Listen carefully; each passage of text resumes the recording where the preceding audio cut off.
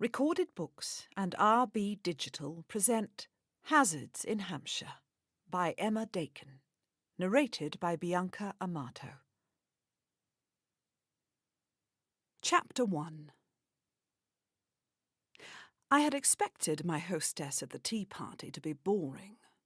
I hadn't expected her to be dead.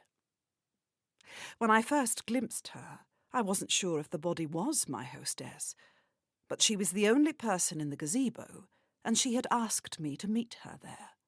This must be Mrs. Paulson.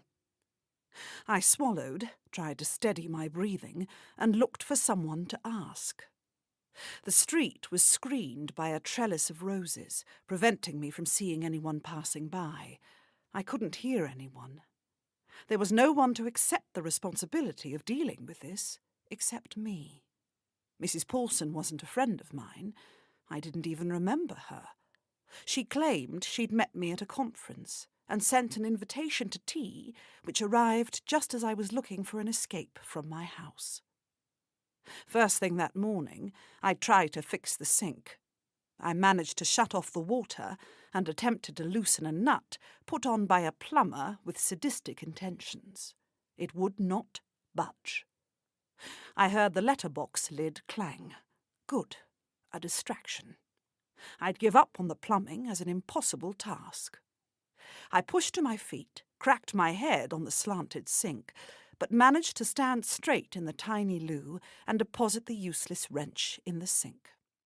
Since I was back in England, it wasn't a wrench, it was a spanner. Still useless. I trailed my hand along the rail as I moved quickly down the stairs, admiring the warm brown wood someone carved many years ago. I smiled. It was all mine. After all my years of travelling, I was surprised to discover I was a nester at heart and passionate about owning a home. The envelope I fished from the letterbox was square, not the usual business style. Inside, I found an invitation to afternoon tea. Today. Afternoon tea? I hadn't been to afternoon tea since I was a child.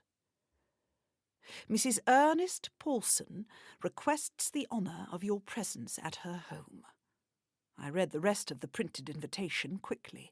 The date and time, today at 2, were written in elegant cursive, as was a message on the bottom.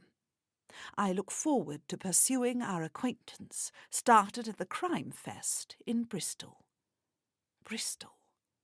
I couldn't put a face to her name, as there were numerous people who had milled around, chatting and asking questions at the conference. She must have been one of the attendees, living here in my new village. This was a chance to meet someone local. I'd go and leave my plumbing problems behind me.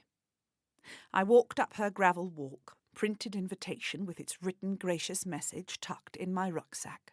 She lived in an attractive brick 2-up, 2-down cottage with wisteria rambling over the front porch and yellow roses almost covering the front-paned windows. A bee hummed past my ear. It was a beautiful spot, a quintessential English village cottage and garden. Take the left-hand path to the gazebo, the instructions had said. I will serve tea there.